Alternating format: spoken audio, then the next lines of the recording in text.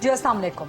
आज के दिन की सबसे बड़ी खबर, उसके बारे में ज़रा आगे चल के तस्करा करेंगे, लेकिन आज चूंकि 27 अक्टूबर है और कश्मीर में यौम स्याह मनाया जाता है। 75 साल इसको हो गए हैं गासिबाना बर्बरियत को भारत की सरकार की, और मुसलसल मकबूजा जम्मू और कश्मीर को भारत ने अपना तख्ता मश्क बना रखा है अपने जुल्म सितम का, अपनी बर्बरियत का।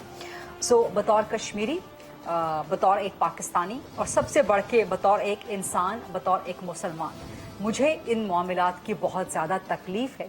और ना सिर्फ मुझे बल्कि तमाम कश्मीरियों को, तमाम पाकिस्तानियों को, तमाम मुसलमानों को, तमाम इंसानों को इस गासिबाना बर्बरियत, इस जुल्म और जारहियत की तकलीफ है। आज का दिन ये चूँकि बहुत अहम है, तो इस हवाले से आज का प्रोग्राम ख़ास तौर पे डेडिकेट करेंगे। और मेरा जो प्लान था, जो मेरी टीम का प्लान था, वो यही था कि आज 27 अक्टूबर को हम एक खुसूसी प्रोग्राम कश्मीर के मुकदमे के नाम करेंगे। लेकिन आज के दिन की सबसे बड़ी खबर, जैसा कि मैंने पहले आपसे गुजारिश की, DGISI का आज मंजर आम पे आना, सिर्फ मंजर आम पे ना आना बल्कि प्रेस कॉन्फ्रेंस करना, लाइव प्रेस कॉन्फ्रेंस करना, ये एक अनप्रेसिडेंटेड वाकया है।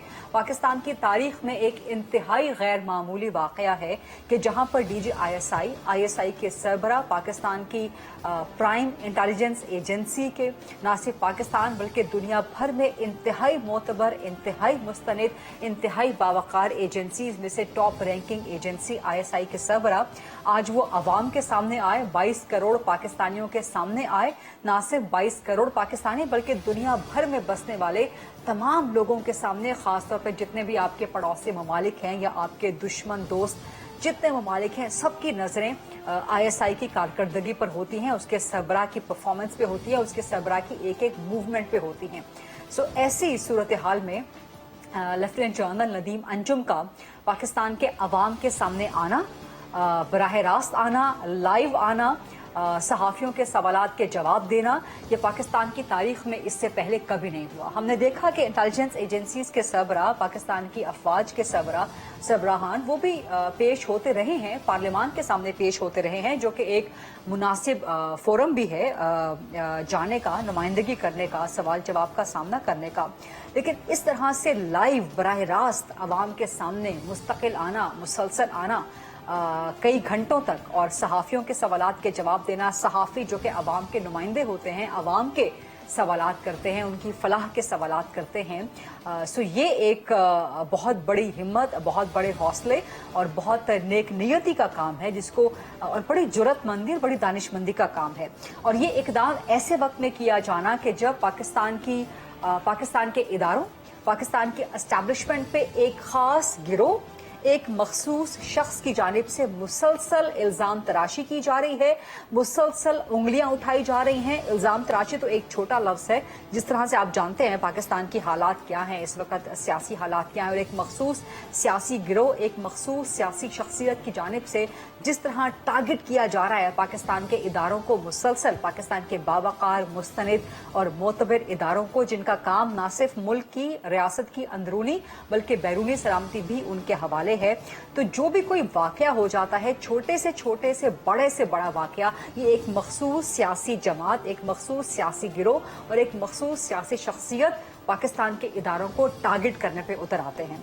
अभी जो एक अफसोसनाक वाकया हुआ, हमारे कॉलीग पाकिस्तान के सीनियर सहाफ़ी अरशद शरीफ की वफात का कीनिया में, तो अफसोसनाक और शर्मनाक मकाम ये है कि इस वफात को भी, उनके जाँ बहक होने को भी एक मखसूस सियासी जमात, सियासी गिरोह और सियासी शख्सियत की जानिब से इस्तेमाल किया जा रहा है और इदारों पे उंगलियां उठाई जा रही हैं, इदारों पे इल्ज़ाम तराशियां की जा रही हैं।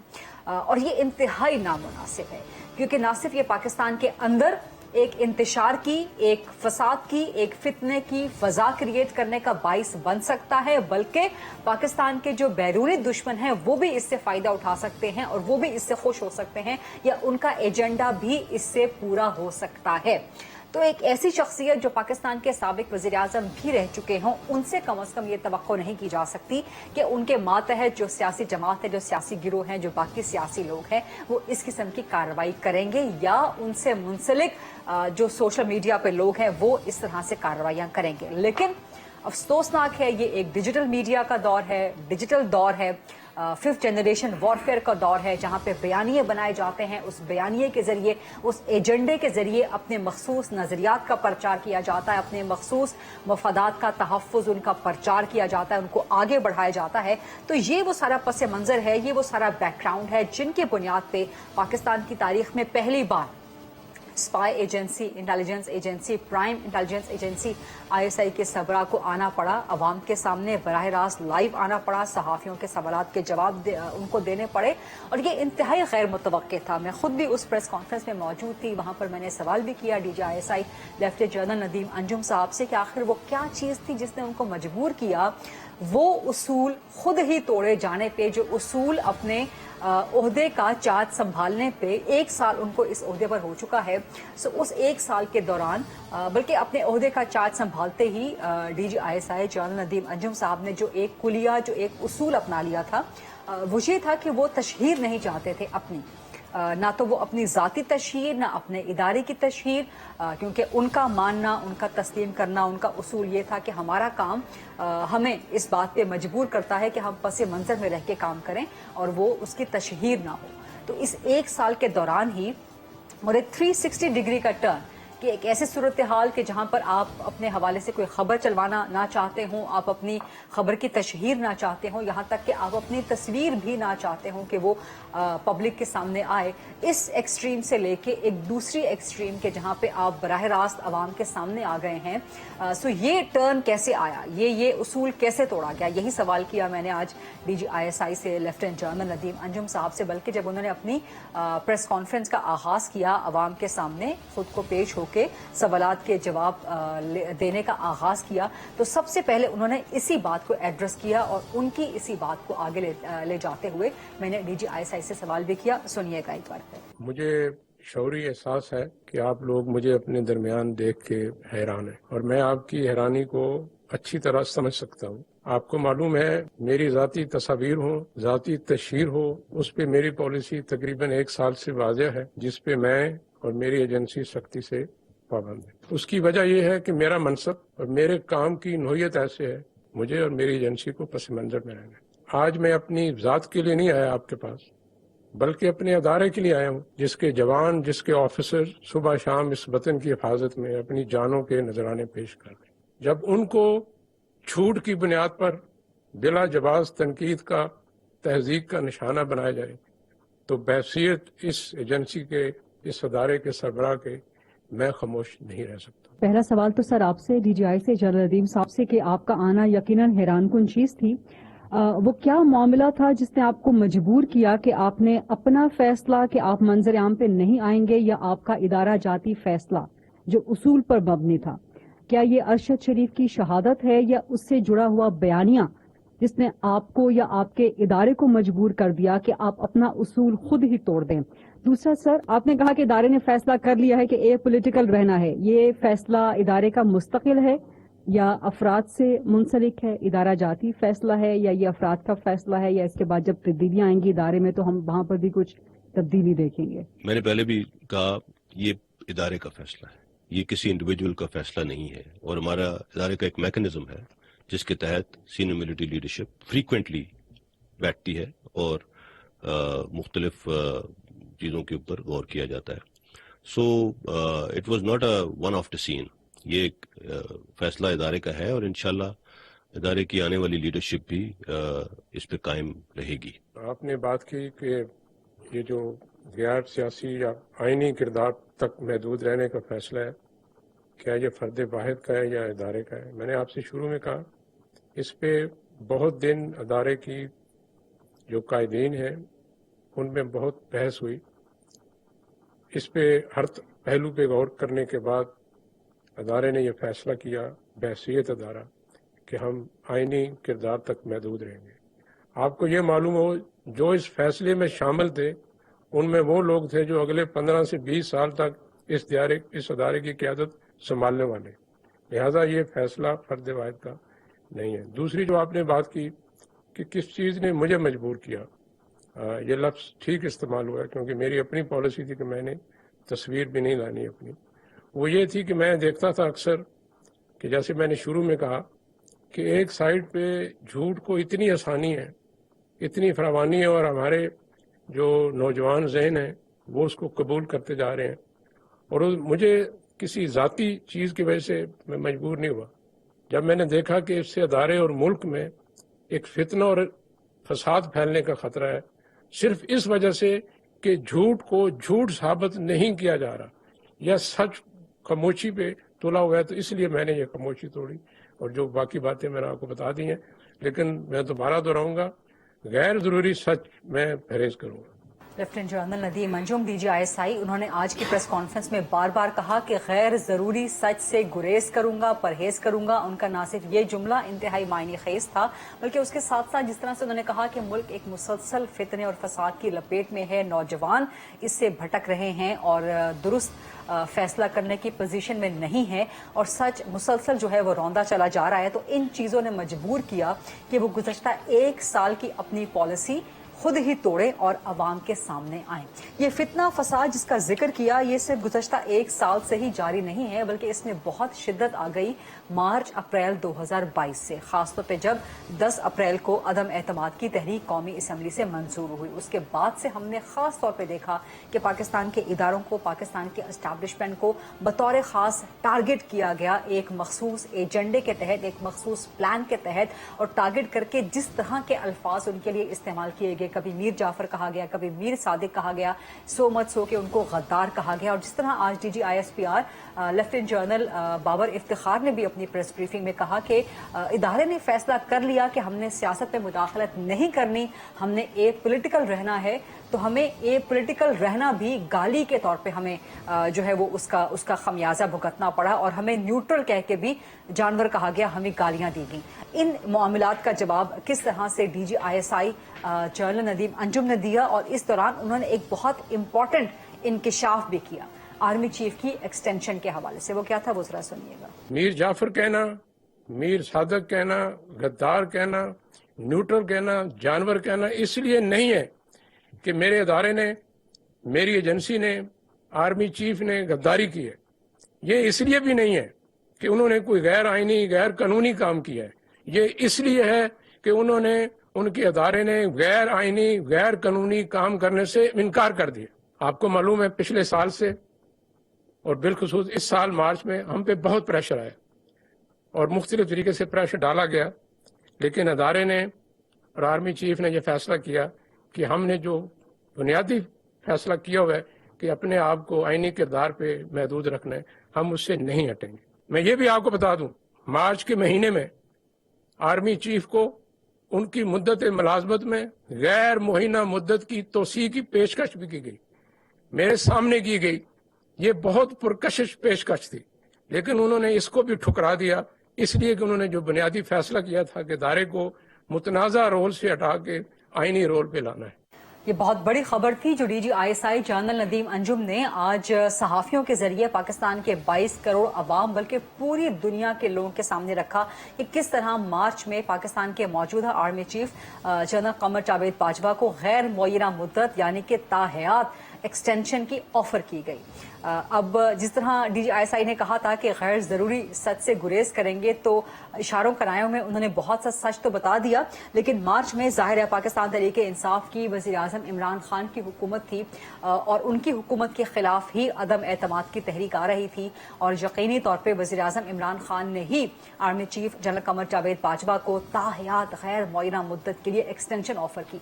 अब सवाल तो यहाँ पे ये बनता है कि इमरान खान ने क्यों ऑफर की, क्या इसका मकसद उनका अपना इक़्तिदार बचाना था, और अगर उनका ऑफर करने का मकसद ये था कि आर्मी चीफ वज़ीर आज़म इमरान खान के इक़्तिदार को, पाकिस्तान तहरीक इंसाफ के सियासी इक़्तिदार को बचा लें, तो ये बहुत बड़ा पाकिस्तान का एक गैर आईनी, गैर कानूनी, गैर पार्लिमानी, गैर जमहूरी इक़दाम है कि जिसमें एक वज़ीर आज़म किसी आइन और कानून से हट के आर्मी चीफ को ताहयात एक्सटेंशन ऑफर कर रहा और उसका मकसद सियासी फायदा उठाना हो। यही वो गैर आईनी, गैर कानूनी काम है जिनकी طرف اشارہ کر رہے تھے D G I S I general Nadeem Anjum, جن کو ابھی آپ نے سنا بھی.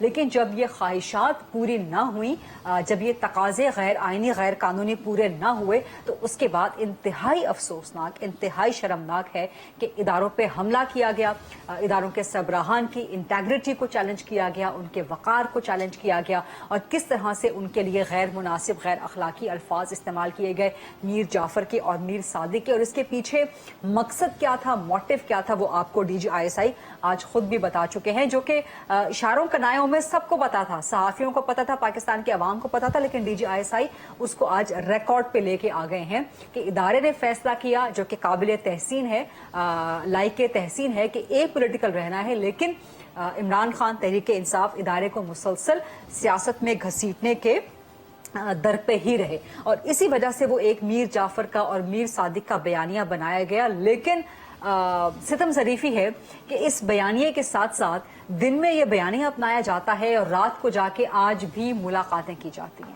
اس بارے میں ڈی جی آئی ایس آئی نے کیا انکشافات کیے وہ بھی سن لیجیے. میں یہ ضرور پوچھنا چاہتا ہوں کہ اگر آپ کا دل مطمئن ہے کہ آپ کا سپہ سالار غدار ہے، میر جعفر ہے، تو ماضی قریب میں اتنی تعریفوں کے پل کیوں باندھتے تھے آپ؟ اگر آپ سمجھتے ہیں کہ آپ کا سپہ سالار غدار ہے، میر جعفر ہے، تو اس کی مدت ملازمت میں اتنی توسیع کیوں دے رہے ہیں؟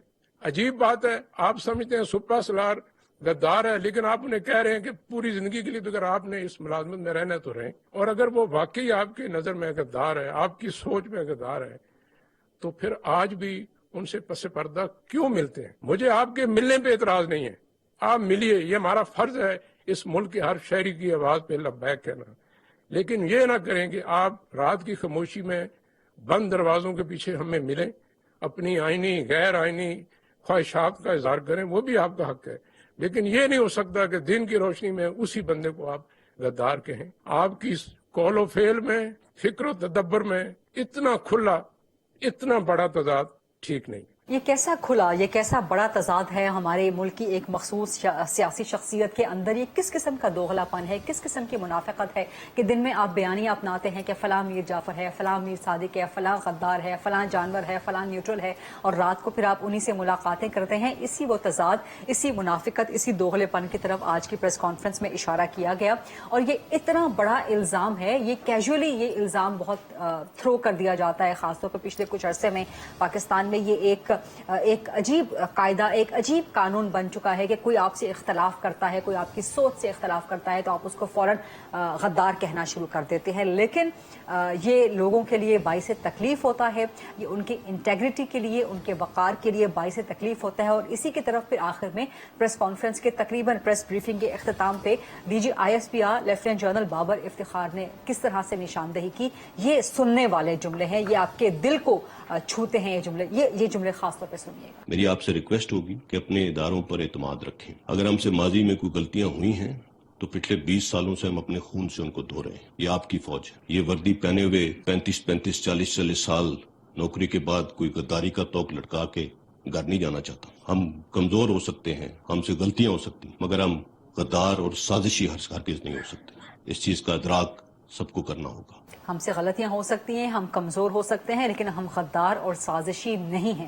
یہ بہت اہم جملے ہیں اور خاص طور پہ ان جملوں پہ غور کرنے کی ضرورت ہے.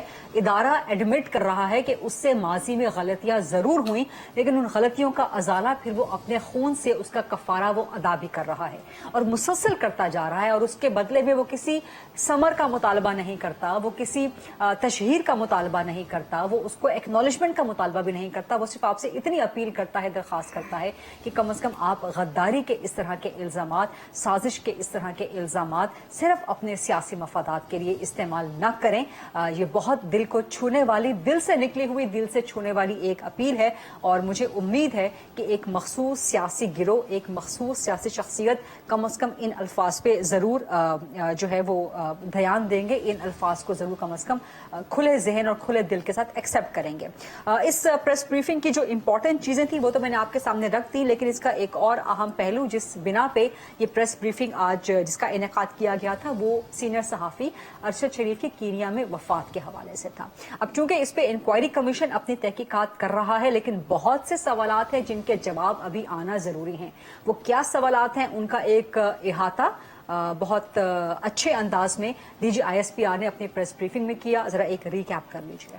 شریف صاحب ملک چھوڑ کر نہیں جانا چاہتے، لیکن بار بار ان کو یہ باور کرایا جاتا رہا کہ انہیں خطرہ رہا. 8 اگست 2022 کو شہباز گل کے ARY چینل پر فوج میں بغاوت پر اکسانے کی متنازع بیان تمام مکاتب فکر نے مذمت کی اور اسے ریڈ لائن کراس کرنے کے مترادف قرار دیا. 9 اگست کو انہیں گرفتار کیا گیا. اس متنازع اسپیشل ٹرانسمیشن کے حوالے سے جب ARY نیوز کے سینئر ایگزیکٹو وائس پریزیڈنٹ عماد یوسف سے تحقیقات کی گئی تو معلوم ہوا کہ ARY کے chief executive officer mister Salman Iqbal نے شہباز گل کی گرفتاری کے فوراً بعد عماد یوسف کو ہدایات دیں کہ ارشد شریف کو جلد از جلد پاکستان سے باہر بھیج. اس کے جواب میں عماد یوسف نے انہیں بتایا کہ ارشد شریف پشاور سے دبئی کے لیے روانہ ہوں گے. پھر اس حوالے سے متواتر ایک بیانیہ بنایا جاتا رہا کہ ارشد شریف کو بیرون ملک قتل کر دیا. 9 اگست 2022 کو 4:40 پر کراچی سے ارشد شریف کی دبئی کے لیے ایئر ٹکٹ بک کی گئی، جو کہ ARY گروپ کے assistant manager planning and administration mister Imran کے کہنے پر فضل ربی نامی ٹریول ایجنٹ نے 5.5 لاکھ روپے وصول کرنے کے بعد بک. اس ٹریول پلان کے مطابق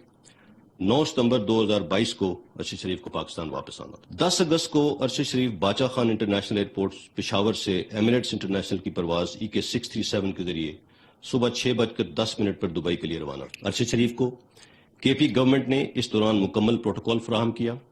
انہیں چیف منسٹر سیکریٹریٹ سے کے پروٹوکول آفیسر عمر گل آفریدی نے green number plate double cabin میں ایئرپورٹ پہنچا. اس حوالے سے اداروں کی جانب سے ارشد شریف کو روکنے کی کسی بھی قسم کی کوشش نہیں کی گئی.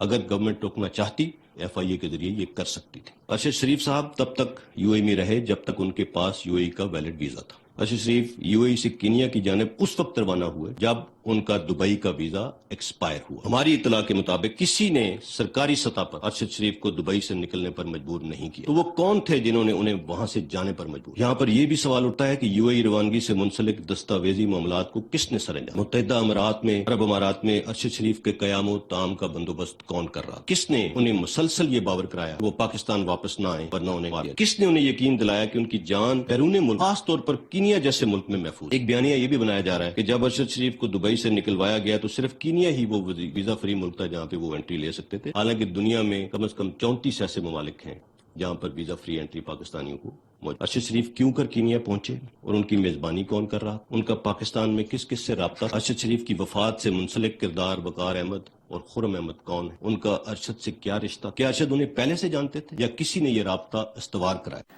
آج کی یہ براہ راست live press conference press briefing DGISI کی DGISPR کی ہمراہ یہ پاکستان کی تاریخ کا انتہائی غیر معمولی انپریسیڈنٹڈ واقعہ ہے اور امید کی جانی چاہیے کہ اس کے بعد آئندہ کبھی ایسی نوبت نہیں آئے گی. پاکستان کے اداروں کا وقار، پاکستان کے اداروں کا احترام ہر پاکستانی پہ لازم ہے اور عوام اور فوج کے درمیان ایک ایسا نہ مٹنے والا نہ ٹوٹنے والا رشتہ ہے جسے کوئی بھی فرد یا کوئی بھی گروہ جتنی بھی کوشش کر لے، جتنی بھی سازش کر لے، اس میں کوئی رکھنا انشاءاللہ کبھی نہیں ڈال سکتا. یہ آج کی چونکہ دن کی سب سے بڑی خبر تھی، سو پروگرام میں اس حوالے سے گفتگو کرنا امپورٹنٹ تھا، اہم تھا. ایک چھوٹی سی بریک لیتے ہیں. بریک کے بعد جب ہم واپس آئیں گے تو 27 اکتوبر یوم سیاہ کشمیر، کشمیر کا مقدمہ، اس حوالے سے گفتگو رہے گی.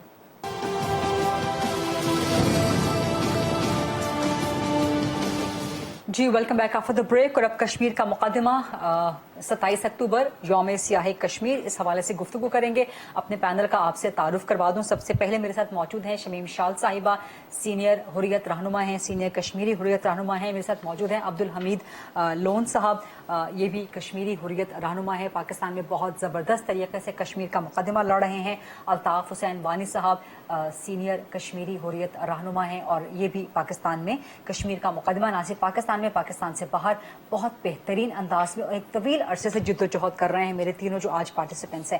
شمیم شال صاحبہ، سب سے پہلے آپ کی طرف آؤں گی. آپ کس طرح سے دیکھتی ہیں خاص طور پہ پاکستان میں جو ایک حکومت کی تبدیلی ہوئی ہے اس کے بعد سے، خاص طور پہ اب یہ 27 اکتوبر یوم سیاہ کشمیر، بھارت کی حکومت کے ساتھ پاکستان کی حکومت کا رویہ یا وائس ورسا، یا بھارت کی طرف سے پاکستان کے ساتھ رویہ، کیا آپ کو امید نظر آتی ہے کوئی امن کی، کوئی ڈیولپمنٹ کی، کوئی آگے بڑھنے کی؟ اور آج کے دن کے حوالے سے آپ کا پیغام کیا ہوگا؟ دیکھیے گریتا، اگر ہم دیکھیں دو ملکوں کے درمیان تعلقات ہمیشہ بہتر ہونے چاہیے تاکہ ڈائلاگ ہو، چاہے تنازع کتنا بھی ہو، لیکن دونوں ملکوں کی ضرورت ہوتی ہے جب ہمسائے بھی ہو ان تنازعات کو پرامن طریقے سے حل کریں. لیکن ہم دیکھ رہے ہیں پچھلے 75 سال میں مسئلہ کشمیر کو جو طول دیا گیا وہ صرف بھارت کی طرف سے دیا گیا، اور پاکستان نے ہر سطح پر کوشش کی کہ ڈائلاگ کے ذریعے ان کو ٹیبل پر بٹھایا جائے، انٹرنیشنل جو ہم کہتے ہیں کہ کہیں سے بھی کوئی ثالثی کا کردار ادا کرے. یہاں کی حکومتوں سے بھی بیک فٹ پر آ کے بہت ساری تجاویز دی، بہت سارے ایسے اقدامات کی نشاندہی کی کہ کسی نہ کسی طرح سے مقبوضہ جموں کشمیر کے عوام کو سہولت پہنچے. لیکن ہم دیکھتے ہیں کہ یہ جو کانسپیری تھیوری ہے کہ کشمیر کا مسئلہ طول کیوں پکڑا گیا ہے، اس کے پیچھے بھارت کی وہی ذہنیت تھی جو انہوں نے ریڈ کلف ایوارڈ کے بعد ہی شروع کیا تھا کہ انہیں خطرہ تھا کہ اگر ریاست جموں کشمیر ہمارے ہاتھ سے نکل گئی تو 3 اہم چیزیں تھی جو نقطے اس وقت بھی غور طلب ہے. کہ نمبر 1 جو اس وقت دنیا کے لیے اہم ترین مسئلہ ہے وہ چائنا ہے، اس کی نگرانی اور اس کو دیکھنا یہ ایک ایسی عجیب و غریب صورتحال ہے کہ کشمیر کے ذریعے ہماری رسائی چائنا تک بھی ہے. اور دوسرا جو اہم تھا کہ پاکستان کے تمام جو وسائل ہیں خصوصاً آبی ذخائر جن کو آج آپ انوائرمنٹل اسٹڈیز کے ذریعے انڈرسٹینڈ کرتے ہیں کہ پانی کتنا ضروری ہے خوشحالی کے لیے، لوگوں کے لیے اور ان علاقوں کے لیے جہاں وہ سے گزرتا ہے، اس پر کنٹرول کرنا. اور تیسری بات یہ جو نوزائیدہ ریاست جس کا وجود 1947 میں بقول اس کے اگر بی بی سی کے اس وقت کے اخبارات دیکھتے ہیں تو انڈیا کے ایک ایڈمنسٹریٹو آفیسر نے کہا تھا کہ بھارت کی ہندوستان کے دل پر چھری ماری گئی ہے، جو یہ لکیر کھینچی گئی ہے. تو اس نوزائیدہ ریاست کو ہمیشہ اس کے عوام کو، ان کے اداروں کو اور ان کی خوشحالی کو، ترقی کو روکنے کے لیے مسئلہ کشمیر کریٹ کیا گیا. کیونکہ لارڈ ماؤنٹ بیٹن اور جو ان کا ڈائلاگ ہوا ہے مہاراجہ ہری سنگھ کا، اس ڈائلاگ اور اس سے جو بقول ان کے کہ وہ ایکسیشن ہوا ہے جو فراڈ ہی سمجھا جاتا ہے، وہ 24 اور 26 میں کیسے ہو گیا کہ ساری تیاری یہاں سے بھی ڈاکومنٹ تیار نہیں ہوا اور رات کے اندھیرے میں وہاں پر جو ایئر لفٹ کے ذریعے 80,000 فوجیں پہنچائی گئی ہے. وہ ایک طویل جو یہ جدوجہد ہے اس کے پیچھے بھارت کی ہر درمی، بھارت کا جو ہندوتا آئیڈیالوجی ہے یہ پہلے سے کام کر رہا تھا تو کھل کے سامنے ہے. ٹھیک ٹھیک. شمیم شال صاحبہ بڑے امپورٹنٹ پوائنٹس آپ نے اس حوالے سے ریز کیے ہیں. الطاف حسین وانی صاحب آپ کی طرف اگر میں آؤں گی، یہ یوم سیاہ ہر سال ہم لوگ مناتے ہیں، پچھلے کئی دہائیوں سے ہم لوگ مناتے چلے آ رہے ہیں، اس کا کوئی امپیکٹ، اس کا کوئی فائدہ ہوتے ہوئے آپ کو نظر آتا ہے، یا یہ صرف ایک روایتی طور پہ ایک دن ہے جس کو ریاستیں، جس کو حکومتیں اپنے مفادات کے تحت ایک مناتی ہیں اور اس کا کوئی مقصد حاصل ہوتا ہوا نظر نہیں آ رہا، یا مقصد کہیں پیچھے رہ گیا؟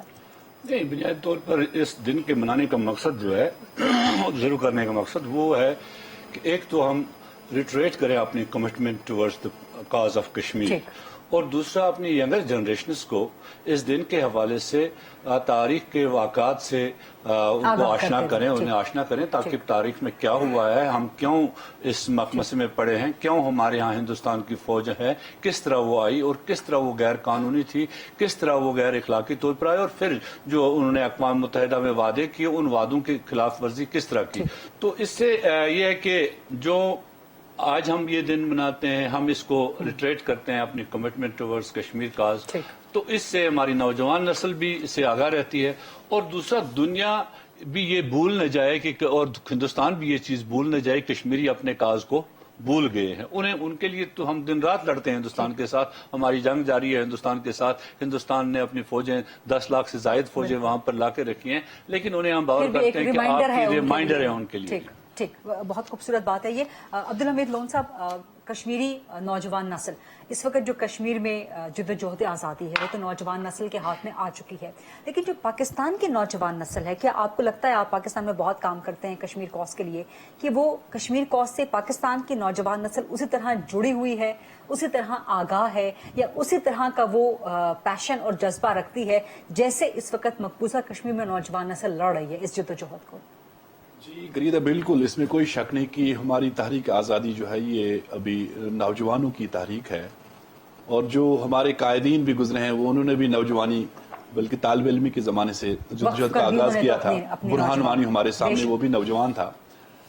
آج کی ڈیٹ میں جہاں ہندوستان کا نوجوان پروپیگنڈے کا سہارا لے رہا ہے، انٹرنیٹ پہ، سوشل میڈیا پہ، اور جھوٹ پہ مبنی جو پوسٹس ہوتی ہیں کشمیر کے حوالے سے، پاکستان کے حوالے سے، الحمدللہ جو ہمارا یوتھ ہے، چاہے وہ پاکستان کا یوتھ ہو، کشمیر کا ہو، آزاد کشمیر کا ہو، ہم نے اچھا کاؤنٹر کیا ہے. تاہم اس میں مزید کام کرنے کی ضرورت ہے. ابھی جو یہ سوشل میڈیا جو ہے اس حوالے سے ہندوستان کے بڑے اگریمنٹس ہیں، ان کی ایک پالیسی ہے، وہ بزنس کر رہا ہے. بدقسمتی سے پاکستان میں اس طرح کا نہیں ہے. اکثر ہمارے سوشل میڈیا پیجز جو ہے نا وہ بلاک کیے جاتے ہیں، ٹویٹر اکاؤنٹس جو ہے نا وہ ہیک کیے جاتے ہیں، وتھ ہیلڈ کیا جا رہا ہے. میرا بھی اسی طرح بہت سارے جو کشمیر پہ کام کر رہے ہیں، تو اس میں گورنمنٹ کو چاہیے کہ جو بھی کشمیر پہ ذرا کوئی ٹویٹ کرتے ہیں، ذرا کوئی پوسٹ لگاتے ہیں، تو وہ اداروں کی طرف سے ان جو سوشل میڈیا پلیٹ فارمز ہیں ان کی طرف سے وارننگز آنا شروع ہو جاتی ہیں کہ آپ یہ ڈیلیٹ کریں. ایسا پلیٹ فارم ہے کہ اس پہ ہم اپنی آواز دنیا تک پہنچا سکتے ہیں، اس کے کوئی بارڈرز نہیں ہے. تو وہی کشمیر کے اندر جہاں فریڈم آف پریس نہیں ہے، سوشل میڈیا پہ قدغنیں ہیں، وہاں نوجوانوں پہ کڑی نظریں ہیں، جہاں پر بھی آپ دیکھیں چاہے وہ صحافت سے وابستہ ہو یا سول سوسائٹی سے، وہ کوئی پوسٹ نہیں کر سکتے ہیں. تو وہی ہمارا نوجوان اس سے جو ہے بڑا احسن طریقے سے کام لے سکتا ہے. تاہم گورنمنٹ کو چاہیے کہ جو بھی سوشل میڈیا کے حوالے سے، چاہے وہ ٹویٹر کا جو کنٹری ہیڈ ہے یا فیس بک کا، ان کو بلا کے لائیں، ان سے بات کریں اور اس چیز کو جو ہے وہ طے کریں اور ایک ایسا لاہ عمل بنائیں کہ ہمارا یوتھ اس پہ جو ہے وہ کام. بیانیے کی جنگ پہ آپ کہہ رہے ہیں کہ کشمیر کا مقدمہ لڑنے میں ابھی ہم ذرا سست ہیں، پاکستان کی طرف سے بھی ذرا سستی ہے. کچھ جو کھل کے بات کریں، کیونکہ آج کے پروگرام کا مقصد یہ ہے کہ جہاں پہ کچھ خامیاں رہ گئی ہیں، کچھ ایسی چیزیں ہیں ہم سمجھتے ہیں خامیاں ہیں، تاہم یہ ہے کہ مایوس نہیں ہے ہم. پاکستان جو ہے نا اس کے ساتھ ہمارا رشتہ جو لازم و ملزوم ہے. تاہم آج کی ڈیٹ میں جہاں ہندوستان پروپیگنڈا کر رہا ہے، اگر آپ دیکھیں ڈس انفلینڈ کس طرح سے 15 سال سے پروپیگنڈا ہو رہا تھا، اسی طرح سے ان دنیا کے اندر وہ ڈائسپورا کا استعمال کر رہا ہے، پیسہ انویسٹ کر رہا ہے. ہمیں چاہیے کہ نوجوانوں پہ مشتمل جو کشمیر پہ ادراک رکھتے ہو، ہمارے پارلیمنٹیرینز جو ہے، ہمارے فارمر ڈپلومیٹس جو ہے، یا آزاد کشمیر کی جو لیڈرشپ ہے، حریت قیادت ہے، دنیا کے اندر بھیجیں. ہم لابی کریں، یورپ کے اندر، امریکہ کے اندر، عالمی درسگاہوں کے اندر ہم جائیں، ہندوستان کو ایکسپوز کریں. یہ کرنے کی ضرورت ہے. اور جارحانہ انداز میں ہم اپنی جو ہماری جو سفارتکاری ہے وہ جارحانہ انداز میں ہونی چاہیے. اور پولیٹیکلی ہمیں ہمیشہ الرٹ رہنا چاہیے، چونکہ وہ ریاست جو ہے، جو فسطائی ریاست ہے، وہ جھوٹ کا سہارا لے کے پروپیگنڈا کرتی آ رہی ہے، وہ نوجوانوں کو اس طرح سے استعمال کر رہی ہے. اب چونکہ جس طرح سے میڈم شمیم شال کہہ رہی تھی کہ انہوں نے ہندوتوا آئیڈیالوجی کو اپنا کر اس ریجن میں ایسی ادھم مچا دیا ہے کہ آپ اندازہ نہیں کر سکتے. اور انٹرنیشنل کمیونٹی کو بھی چاہیے کہ وہ اس چیز کا نوٹس لے. اب فریڈم آف ایکسپریشن نہیں ہے وہاں پر، آپ وہاں پر زندگی کو تھریٹ ہے. تو لہٰذا بین الاقوامی برادری کی ذمہ داری بنتی ہے وہ ان چیزوں کو دیکھے، کشمیریوں کو بچائے، RSS کے چنگل سے ہمیں چھڑائے.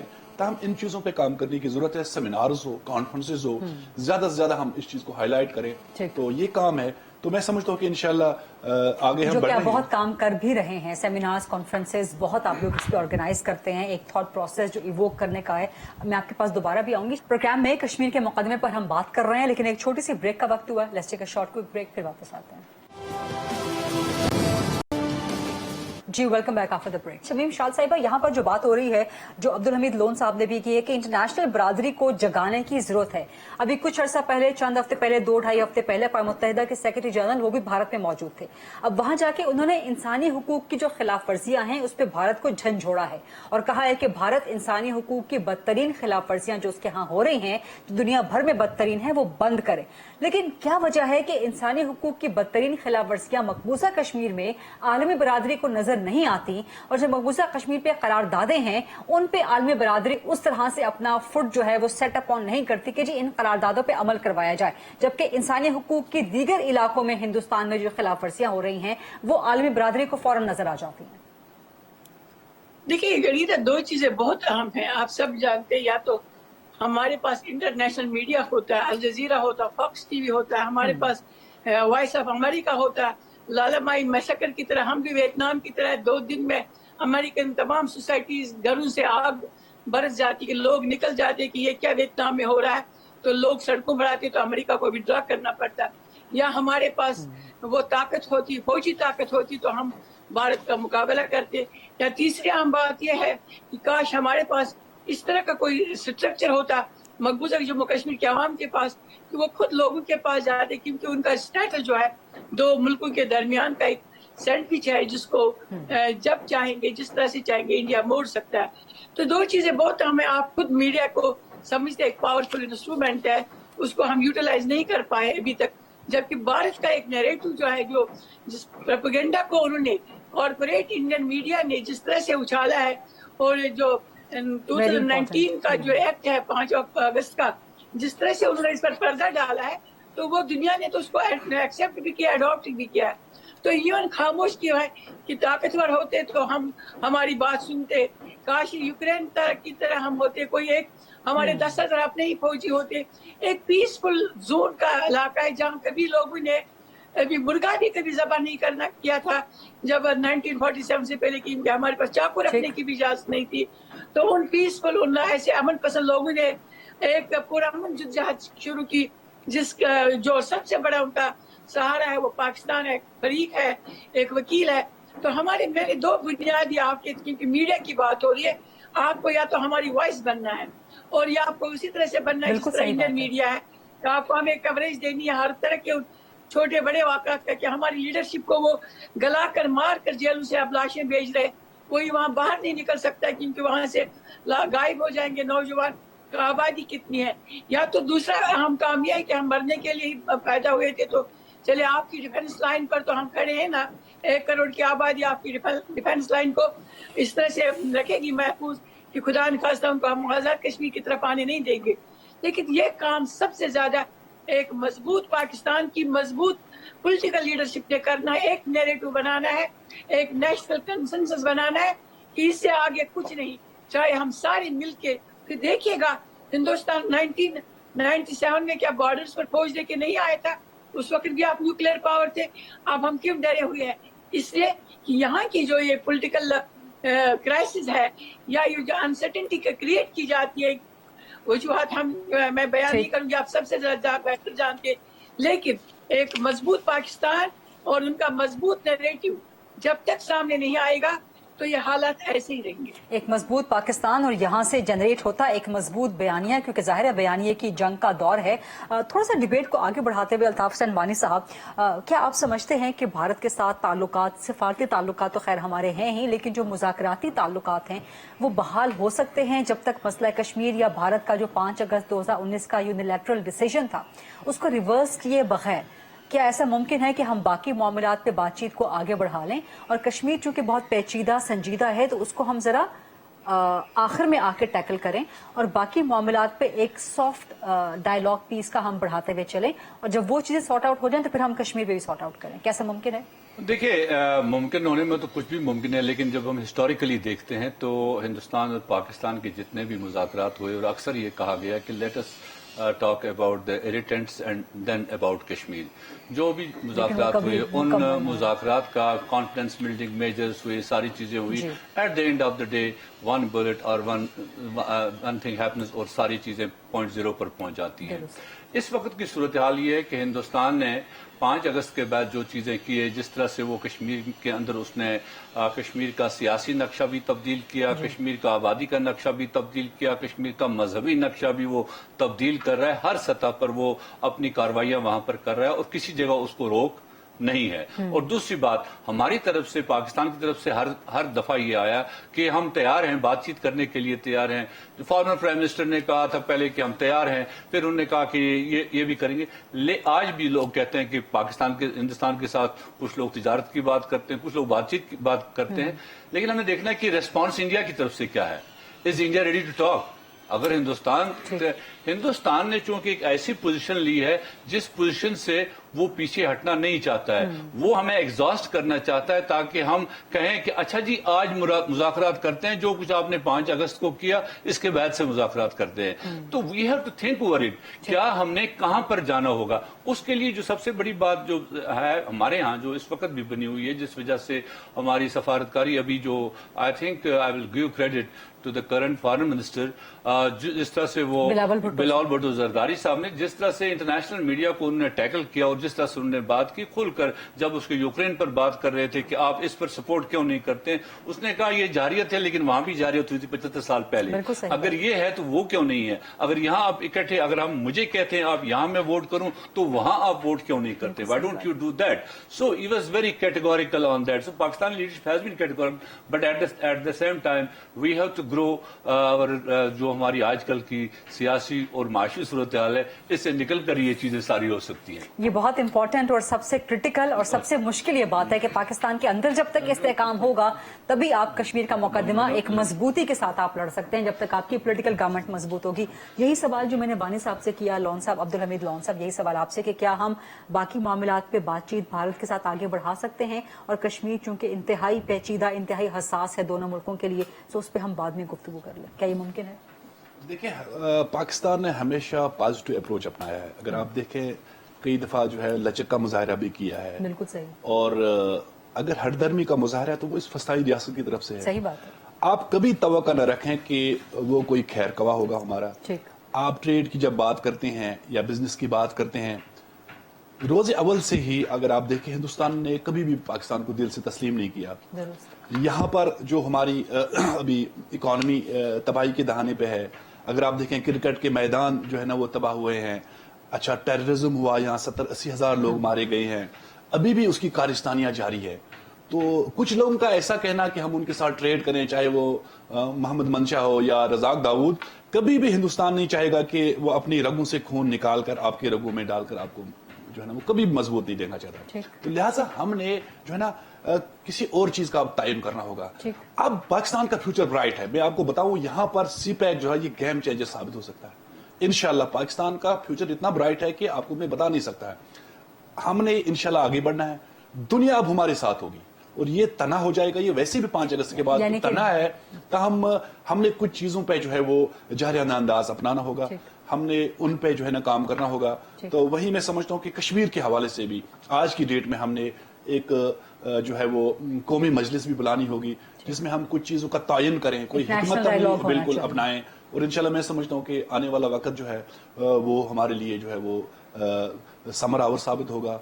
और इंशाल्लाह अजीज, और कश्मीर की जद्दोजहद के लिए भी इंशाल्लाह समरावर साबित होगा। इंशाल्लाह कामयाब होंगे हम। इसी पॉजिटिव नोट पे प्रोग्राम का इख्तिताम करेंगे। बहुत बहुत शुक्रिया अब्दुल हमीद लोन साहब, शमीम शाल साहिबा और अल्ताफ हुसैन वानी साहब। ये था आज कश्मीर का मुकदमा, लेकिन कश्मीर का मुकदमा सिर्फ आज का 27 अक्टूबर का नहीं है, ये हर दिन का है, हर वक्त का है, हर घंटे का, हर लम्हे का और हर पल का, क्योंकि कश्मीर हमारे खून में है, हमारी रगे जां है। कश्मीर है तो पाकिस्तान है। I'll see you इंशाल्लाह कमिंग मंडे at 8 o'clock। अपना ख्याल रखिएगा। अल्लाह हाफ़िज़।